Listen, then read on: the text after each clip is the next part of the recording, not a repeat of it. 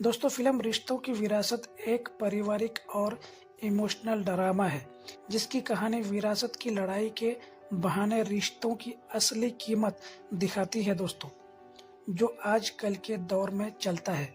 Film में message यही है कि असली विरासत जमीन जायदाद नहीं बल्कि परिवार और आपसी प्यार है।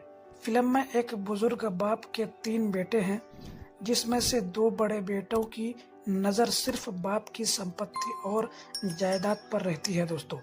छोटा बेटा यानी यश कुमार अपने पिता और पूरे परिवार को जोड़कर रखना चाहता है, इसलिए वो बंटवारा नहीं होने देता।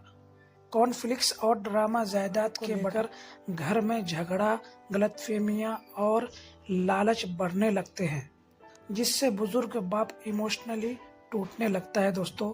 छोटा बेटा अलग अलग तरकीबें लगाकर भाइयों और उनके परिवारों को फिर से एक करने की कोशिश करता है दोस्तों, ताकि